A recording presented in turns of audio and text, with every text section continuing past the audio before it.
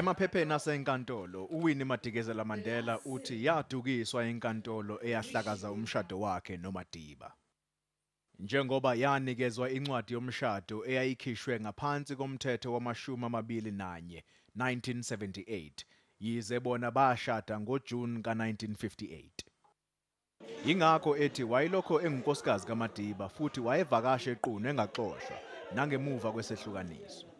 Ilungu lendlu yesizwe sabaThembu licashunwe yiphephandaba iDaily Dispatch lithi, "Sathula ngoba sasingafuni ukumhlambalaza njengomuntu osekhulile." Liqhubeke lathi, "Umndeni wakwaMandela washaqeka ukubona okaMadikizela-Mandela ezilele uMadiba." Said I can just tell you straightforward that it was not in line with our custom.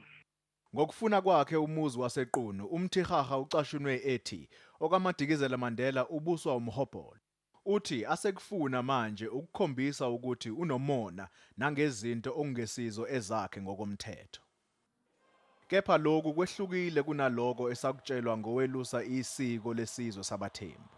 Customarily, when the man is the one who instigates the divorce, that divorce is in many cases null and void.